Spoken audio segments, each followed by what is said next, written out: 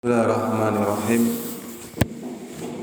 Assalamualaikum warahmatullahi wabarakatuh.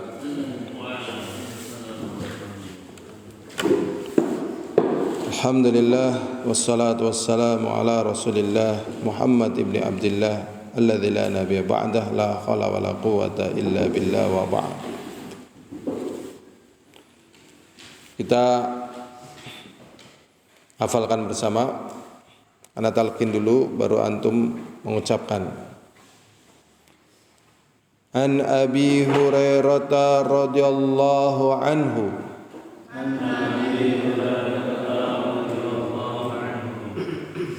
Anna Rasulullah sallallahu alaihi wasallam qala إذا تشهد أحدكم فليستعذ بالله من أربع يقول اللهم إني أعوذ بك من عذاب جهنم ومن عذاب القبر ومن فتنة المحيا والممات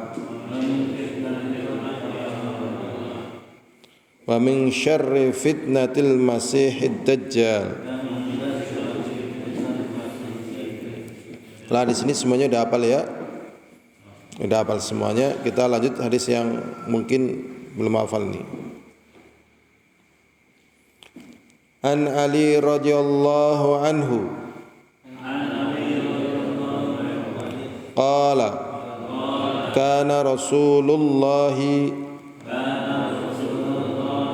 sallallahu alaihi wasallam idza qama ila as-salati yakunu min akhiri ma yaqulu baina at-tashahhudi wa taslimi Allahumma ighfir li ma qadamtu wa ma akhartu wa ma asrartu wa ma a'lantu wa ma asraftu wa ma anta a'lamu bihi minni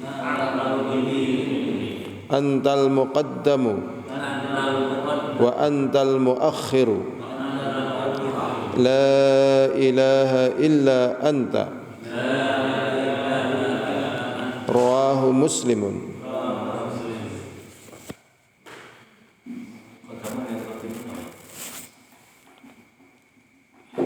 Antal muqaddam al-muqaddimu ya al-muqaddimu wa akhiru al-muqaddimu.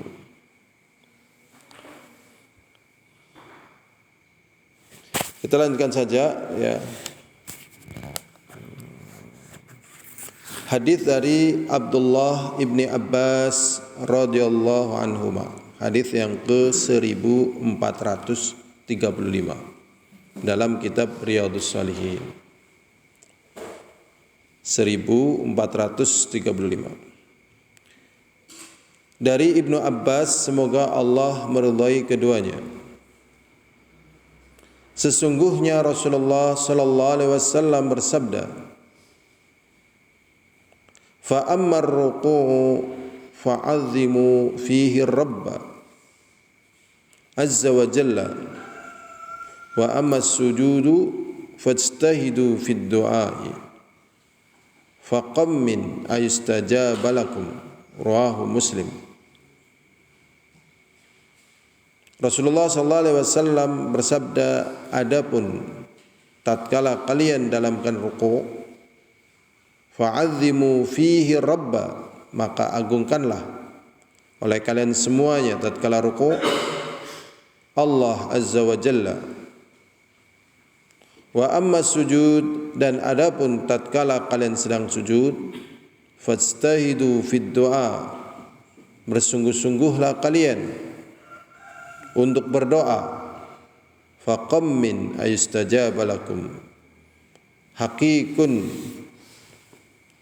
nyata, ayustajaba lakum, doa kalian akan dikabulkan oleh Allah SWT. Hadis ini riwayat Muslim.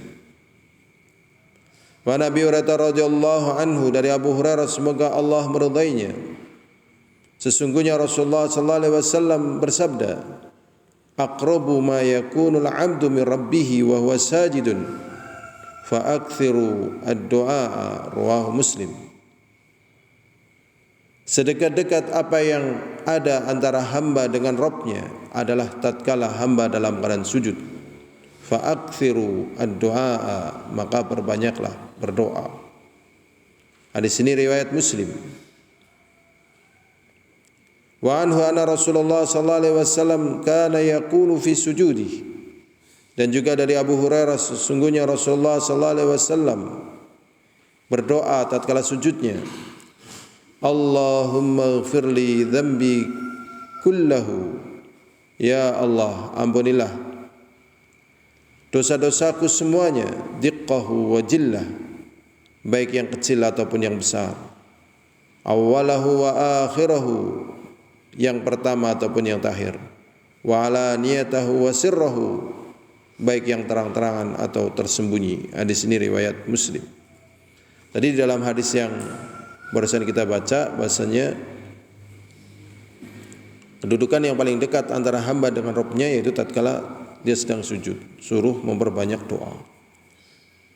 Dijelaskan di dalam kitab Akhda'ul Musallin karya masyhur Hasan Salman, di antara kesalahan orang yang sholat itu memakai pantolun, celana yang tidak lebar, ya, sehingga tasifu auratahu, sehingga auratnya itu terbentuk. Tatkala sujud, ini adalah posisi yang paling dekat. Tapi bagaimana Allah SWT akan menerima atau akan melihatnya, sementara Allah adalah zat yang paling malu, sedangkan hambanya ini sujud kepadanya dalam keadaan auratnya terbuka. Ini berbahaya sekali. Makanya ya, kalau nggak bisa pakai sirwal, ya pakai sarung. Ya, kalau nggak bisa pakai sirwal, ya pakai sarung. Paling aman ya pakai sarung, pakai sirwal, paling aman. Ya. Tapi kalau pakai jubah, pakai sirwal cukup. Ya. Sehingga seperti itu. Ya. Kalau para kibarul ulama yang ada di Madinah itu, di Masjid Nabawi, hampir jarang yang anak lihat pakai sarung. Ya, anak ngaji di beberapa majelis di sana, di Masjid Nabawi atau di Mekah, nggak ada yang pakai sarung, pakai jubah. Pakai jubah, nggak pakai sarung. Boleh, nggak apa-apa gitu. Ya. Adapun kalau misalnya pakai sarung, ya utama, ya utama. Tapi nggak ada syarat. Ini kita pakai jubah, pakai sarung, pakai sirwal kayak gini ya. Sebenarnya sih nggak harus. Cuman mereka pakai jubah, ya, jubah untuk imam, dan pakaian mereka memang wibawa, tempat duduknya juga mewah, ya. Mewah. Jadi tempat duduknya mewah. Ya, tempat duduknya mewah. Saat majelis sana, tempat duduk masing-masing seperti ini. Ya. Jadi kalau misalnya kita pakai cuman gamis, ya pakai sarung, pakai sirwal. Kan biasanya pakai gamis, nggak pakai sarung gitu. Enaknya pakai gamis, pakai sarung. Kalau misalnya pakai jubah, ya cuman pakai sirwal nggak apa-apa, boleh. Kalau pakai sarung, wallahualam katanya ini utama saja, tambahan. Kalau pakai sarung saja nggak pakai sirwal, pakai baju, pakai dalaman. Ya memang di sana ada hadis yang mengatakan minimal kalian sholat dengan 2 kain. Jadi kalau misalnya kita cuman telanjang badan, ya telanjang badan, sarungnya ya diikat ya kayak gini ya, diikat sini biar nutupi aurat lah. Ininya pakai celana dalam. Ini pakai celana dalam. Nah sekarang kalau misalnya pakai tadi gimana pertanyaan? Pakai sarung tapi tidak pakai celana dalam. Pakai baju, pakai sarung. Secara zahirnya sebenarnya boleh. Cuman harus mampu menjaga aurat ghilzahnya. Karena tatkala orang pakai kain ihram 2 kain, ya kan? Jadi minimal 2 kain. Kain ihram kan 2 kain. Ya. Makanya hati-hati sekali itu kalau orang pakai kain ihram, lah itu kan kadang terbuka auratnya itu. Ya, makanya kita pakai sirwal tidak bisa merasakan kenikmatannya karena belum pernah pakai ihram, ya kan? Coba kalau antum pakai ihram tidak lepas berapa hari gitu ya, 3 hari misalnya, antum baru kerasa betapa antum nikmatnya. Coba pakai kaos, pakai sirwal, pakai sarung, pakai nikmat sekali, pakai peci. Coba antum nyobalah 3 hari lah, jangan lepas antum tuh. 3 hari jangan lepas, pagi, siang, sore, malam. Coba lagi jagong, ya kan? Karo celana dalam, karo ihram tok, jagong, lagi ndodok, lagi ngarit dan sebagainya. Coba itu susah loh. Ya, lagi ngarit, tengune teka barangan, ya kan? Lebih susah. Terasa nikmatnya kita seperti ini. Nah, 2 kain itu adalah pakaian bapak-bapak kita dulu. Maksudnya Nabi Ibrahim dan seterusnya. Pakainya kayak gitu tuh. Insyaallah. Itulah di masa kita ini menjerit kemiskinan karena belum tahu orang-orang yang di bawahnya. Menjerit kemiskinan karena belum tahu orang-orang yang di bawahnya. Kalau udah pernah ngalami orang-orang yang di bawahnya ya baru tahu, oh kita nikmat itu. Coba kalau pernah ngalami kayak Hajar, ya sofa marwa, bayinya ditinggal, coba, ya kan, nggak ada bidan, bides dan sebagainya, apotek, nggak ada apa-apa. Jangan berharap bakul cendol dan sebagainya, nggak ada, sama sekali nggak ada. Bakul rames, bakul bubur dan sebagainya nggak ada. Ya. Nah kalau orang pernah ngalami kayak gitu nggak bakalan teriak, nggak bakalan apa? Teriak. Jadi di masa kita ini banyak yang berteriak kemiskinan, sebenarnya bukan karena kemiskinan, pengetahuan mereka tentang kehidupan itu minim. Ya, pengetahuan mereka tentang kehidupan itu apa? Minim gitu loh. Ini bahaya. Bahaya. Makanya pengetahuan itu sebenarnya membentuk jiwa dan karakter gitu loh. Kadang orang-orang yang bodoh itu menganggap orang-orang yang berilmu dan sebagainya itu kepala batu. Bukan kepala batu. Otak kamu itu belum bisa mengetahui apa sih latar belakang dia tetap bertahan dengan ilmu, ya, dengan dakwah, dengan sunnah yang dianggap itu salah menurut pengetahuanmu. Terjadi perbedaan pengetahuan, ini menjadi apa? Menjadi ujian tersendiri dalam kehidupan. Ya, termasuk tadi, ya. Jadi kalau kita pakai 2 kain boleh, ya, boleh. Karena tadi kan boleh. Kalau cuman sarung saja ya minimal pakai celana dalam. Tapi kalau sama sekali nggak ada, sama sekali nggak ada ya maknanya itu gombal ya nggak ada, percaya nggak ada gitu loh. Jadi gombal yang kita buat keset dan sebagainya bisa jadi menjadi sesuatu yang sangat apa? Mewah. Bukan berguna saja tapi mewah gitu. Kan kita ada anduk, ada apa kan. Kayak gitu. Karena di dalam kitab punya Ibnu Qudamah Al-Maqdisi, dalam kitab Mughni, beliau menjelaskan bagaimana hukum orang yang tidak menjumpai apapun untuk sholat. Ya dia sholat dengan tidak menutup apapun. Jadi dalam keadaan telanjang bulat, tatkala harus sholat, ya tetap sholat. Enak nggak sholat dalam keadaan telanjang bulat? Betapa tidak enaknya. Tapi kan dia sudah nyari, ya pohon pisang nggak ada untuk menjiret misalnya daun pisangnya dan sebagainya, pohon jati nggak ada, daun jati nggak ada, batu-batu mungkin lempeng-lempeng nggak ada, apapun nggak ada. Apa coba? Gombal-gombal nggak ada, semuanya nggak ada. Nah, untuk menutup auratnya mungkin belet yang buat nutup auratnya kan, bisa pakai belet misalnya, belet diaduk dulu tutupi auratnya kan, sehingga auratnya tertutup oleh apa? belet sehingga seperti pakai sarung misalnya, nggak ada, semuanya nggak ada, adanya cuman itu gimana coba? Ya tetap harus sholat walaupun dalam keadaan apa? Telanjang bulat. Nah ini kan bisa ditarik, iya ya enak ya gitu loh. Tapi kalau tidak bisa menarik seperti ini ya nggak bakalan bisa memahami sebuah kenikmatan gitu. Ada satu kenikmatan besar, tapi nggak sempurna. Memang hidup ini nggak ada yang sempurna gitu. Di antaranya adalah kemerdekaan Republik Indonesia ini. Jadi kita harus ridho lahirnya bangsa kita ini, kata orang ya, dengan ya, istilahnya apa ya, founding father. Nah, founding father. Nah, coba kita lihat Palestina, belum merdeka dan sebagainya. Masya Allah, inilah kehidupan. Makanya terpenting bagi kita adalah diantaranya yang termudah dan terdekat ngaji. Karena ngaji itu segala asa, segala keinginan, cita-cita dari orang soleh terlaksana coba.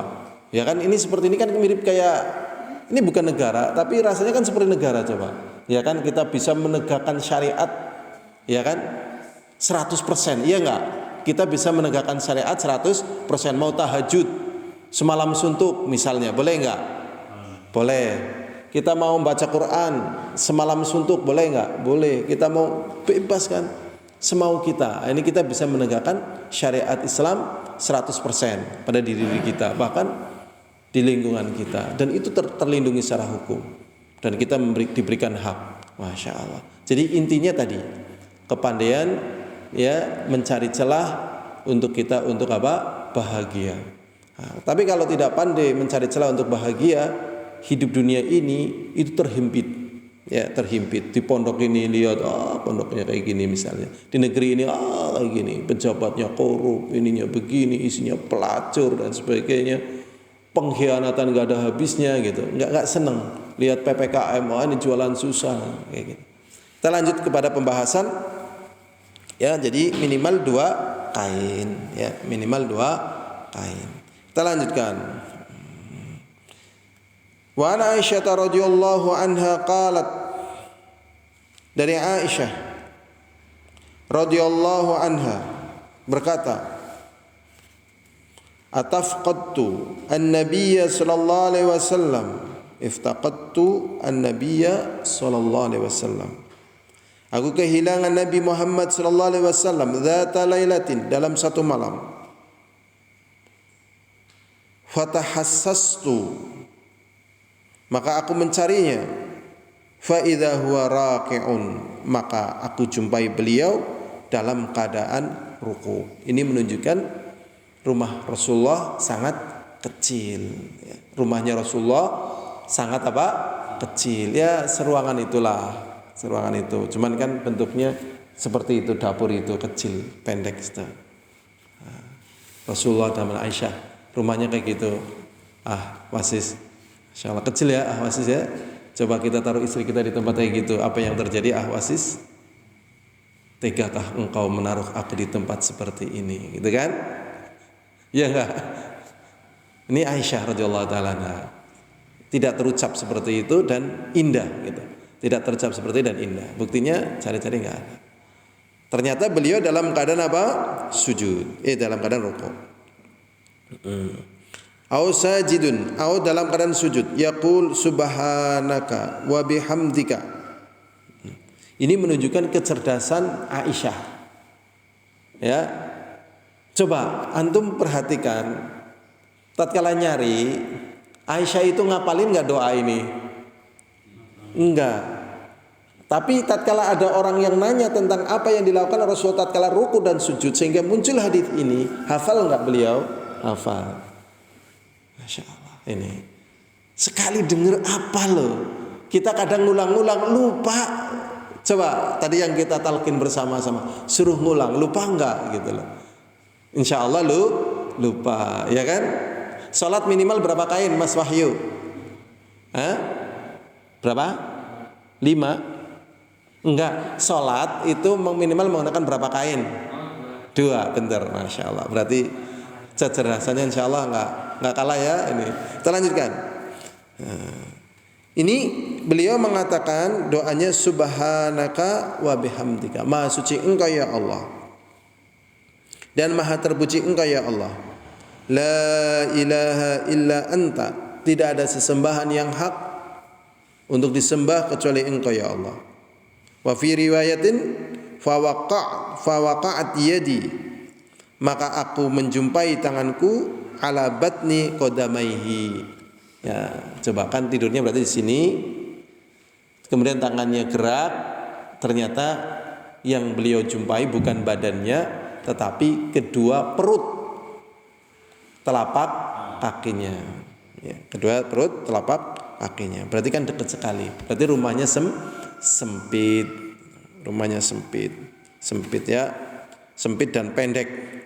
Sempit dan pendek. Kan ada rumah yang sempit tapi panjang. Ada rumah yang halaman depan itu 1 meter, tapi kan panjang gitu loh. Nah, jadi kalau ada orang yang punya tanah 2 meter itu bisa buat rumah itu. Itu ada yang 1 meter. Kalau ini sempit tapi pendek gitu. Sehingga tatkala kakinya Aisyah itu selonjor itu mentok gitu. Akhirnya ditekuk kayak gini. Karena mentok gitu. Sehingga tatkala Rasulullah SAW mau sujud, kakinya kan ngalangin, dibelokkan kayak gini gitu lah, diluruskan lagi nanti karena sempit tempatnya itu, sempit dan pendek. Yaqulu subhanaka wa bihamdika la ilaha illa anta wa fi riwayatin fa'tu yadayya ala batni qadamaihi wa huwa fil masjid. Sedangkan beliau berada di masjid. Wa huma mangsubatani. Dan keduanya tertancap, wa huwa fil masjid. Oh, berarti masjidnya Rasulullah sama rumahnya Rasulullah sangat dekat, memang jejeran. Masjidnya jenis sudah. Ya. Ini jejeran keluar itu udah tangannya udah di masjid nih.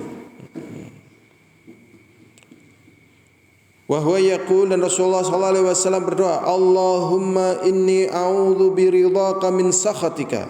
Ya Allah, sesungguhnya aku berlindung dengan keridhaanmu dari kemurkaanmu.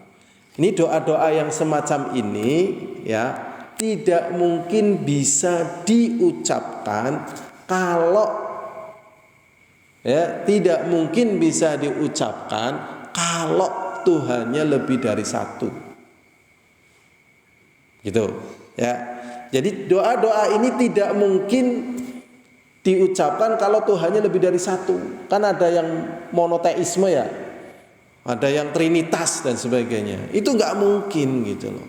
Ya, nggak mungkin. Jadi di sini kekuatan ilmu tauhid ya yang nampak sangat jauh berbeda, tidak ketemu dengan orang-orang yang terjatuh pada syirik. Sekarang di sini doa dari Rasulullah SAW, pertama beliau meminta perlindungan dari kemurkaan zat yang dia sembah. Dengan apa? Dengan keridhaan zat yang dia sembah. Jadi Rasulullah takut terhadap murkanya, berlindung dengan keridhaannya. Karena satu memang itu. Ya, yang mengazab ya Allah, yang memberikan rahmat ya Allah, yang menciptakan kebaikan ya Allah, yang menciptakan kejelekan ya Allah. Sehingga tatkala kita berlindung dari kejelekan, ya berlindung pula kepada Allah Subhanahu wa ta'ala. Ini contohnya nih. Ini doa-doa yang terkandung di dalamnya apa? Tauhid. Makanya antum cari coba pendidikan yang tidak dibangun di atas tauhid. Adakah doa-doa yang semacam ini? Tidak ada. Allahumma inni a'udzu biridhaka min sakhatika. Ya Allah, aku berlindung padamu dengan keridhaanmu dari kemurkaanmu. Zaman dulu semua orang mengatakan kayak gini nih, kita ingat ya, karena tadi kita nyinggung tauhid. Seluruh agama itu sama, gitu. Semuanya mengajarkan kebaikan, ya kan? Tapi kalau antum runut dalam masalah tauhid enggak bakalan sama, karena hanya yang diajarkan oleh Rasulullah ya di dalam Al-Qur'an, di dalam Al-Hadits tentang masalah apa? Tauhid. Di sini sudah enggak bisa ketemu, ya kan? Ya kan, nggak bakalan ketemu. Mudah nggak pak kamu bahas penjelasan ini, Mas Wasis? Mudah Mas Wasis? Kan orang bilang seluruh agama apa? Sama. Tapi kalau sudah berbicara tauhid sama apa enggak sama? Beda. Karena inilah bedanya. Bahkan orang yang beragama Islam tatkala tidak kenal tauhid, ya kan? Di satu sisi berdoa kepada Allah, di sisi yang lain juga berdoa pada yang lainnya, ya apa tidak? Bahkan orang-orang yang meruqyah tetapi tidak dengan syar'i, di satu sisi dia menyebut Allah, sisi yang lain menyebut yang lainnya. Ya. Itu ngeri sekali ini, bahayanya syirik menyelinap. Ini pentingnya ya memahami apa yang dilakukan Rasulullah, yaitu dari doa ini terkandung padanya tauhid. Wa bi mu'afatika min uqubatika. Coba. Nabi kita Muhammad sallallahu alaihi wasallam berlindung dari hukumannya Allah. Seperti wabah pandemi ini insyaallah ya hukuman dari Allah. Nah, bagaimana kita meminta perlindungan kepada Allah dari hukumannya? Dengan apa? Kemaafannya. Dan aku berlindung dengan kemaafanmu ya Allah dari hukumanmu. Wa a'udzubika minka, dan aku berlindung kepadamu ya Allah darimu. Ini tidak berlaku pada makhluk, dan ini hanya berlaku kepada Sang Pencipta, yaitu Allah SWT. Aku berlindung denganmu darimu. Jadi maknanya di sini aku berlindung denganmu dari murkamu, dari azabmu, dari siksamu. Karena yang bisa menghentikan azab adalah Allah. Dan yang bisa memberikan syafaat adalah Allah. Al-Quran, Rasulullah. Itu tidak akan bisa memberikan syafaat tanpa izin dari Allah Subhanahu wa ta'ala. Enggak bisa. Obat semanjur apapun dan itu berkhasiat tanpa takdir dari Allah enggak sembuh. Ya, enggak sembuh. Jadi obat yang berkhasiat itu akan bisa berkhasiat dengan takdir dari Allah. Ma'udzubika minka la uksi thana'an 'alaika, aku tidak bisa menghitung berapa banyak pujian atasmu, anta kama athnaita ala nafsik. Ya, dirimu terpuji sebagaimana dirimu memuji atas dirimu sendiri. Jadi misalnya manusia itu memuji Allah SWT, apa yang manusia ketahui tentang keagungan dan kemuliaan Allah SWT itu sangat terbatas. Itu sangat apa? Terbatas. Ya. Jadi Allah SWT memang agung, luar biasa. Sehingga para pakar, kata Al-Imam Ibnu Qayyim Al-Jauziyah, kalau dikumpulkan dari zaman dulu sampai hari kiamat dijadikan satu otak, itu tetap tidak bisa mengungkap satu ayat pun dari ayat-ayat Allah. Makanya mesti para peneliti itu kalau betul-betul hatinya bersih mesti takjub. Hanya meneliti satu aja, misalnya tanaman, bisa muncul sekian varian dari tanaman, dari penelitian tersebut. Misalnya meneliti udara aja, dia akan menjumpai sekian varian dari udara. Ya, makanya kan udara kalau dalam pelajaran kimia kan banyak sekali rumusnya gitu. Tuh. Virus misalnya, mereka yang mempelajari virus, dokter di bidang virus akan menjumpai sekian banyak jenis virus dengan karakternya, dengan metode penyebarannya, dengan jenisnya, dengan keganasannya. Itu virus, coba bayangkan, baru satu virus. Sehingga dengan makhluk yang sangat kecil, manusia yang sombong seperti itu kelimpungan gitu. Katanya varian baru gitu. Katanya varian baru. Apa betul varian baru? Ya mungkin menurut mereka, tapi hakikatnya apa? Ya wallah alam, Allah yang lebih tahu. Kan manusia saking bingungnya loh. Saking apa? Bingungnya gitu. Makanya di dunia ini jangan berharap tenang dari ujian, tidak bakalan abadan. Makanya di sini nih coba, la uksi thana'an 'alaik, aku tidak bisa menghitung pujian atasmu, engkau sebagaimana yang engkau puji atas dirimu sendiri. Maka di hari-hari seperti ini, di setiap majelis taklim, ana ingatkan kepada ikhwah yang ngaji itu untuk memperbanyak apa? Syukur.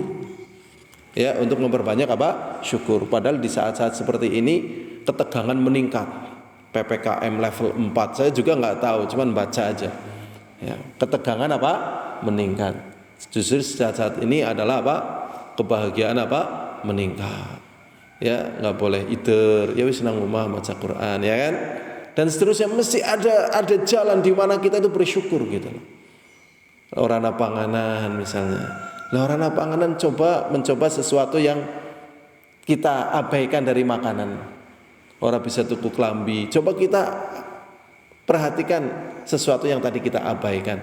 Yang jadi permasalahan di sini, jiwa kita itu belum siap dalam keadaan serta merta. Jadi kelemahan manusia itu tidak siap dalam keadaan serta merta gitu.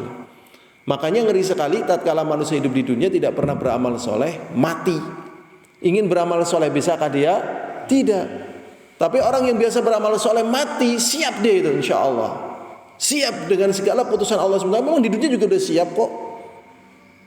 Di dunia udah siap kok. Coba kita lihat dari doa yang dilakukan Rasulullah SAW sebelum Rasulullah pindah ke Madinah, sebelum Rasulullah SAW menjadi Nabi dan Rasul, kehidupan beliau kayak apa?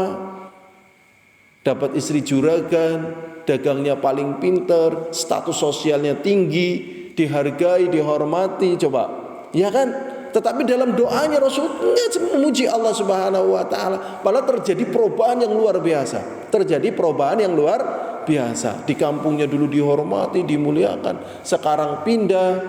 Ya, jadi istilah orang kan jadi pengungsi kan. Lari eksodus lagi dengan bahasa orang pengungsi. Tapi enggak sedih, coba bayangkan. Inilah yang namanya kekuatan dan inilah yang jarang dipelajari. Maka bahayanya orang itu ternyata terletak pada kekeliruan dia memahami satu perkara. Maka disinilah doa ini sangat penting. Engkau ya Allah nya terpuji ya dengan apa yang engkau ketahui dari segala pujian. Wallahu a'lam bishawab. Alhamdulillahirabbil alamin. Assalamualaikum warahmatullahi wabarakatuh.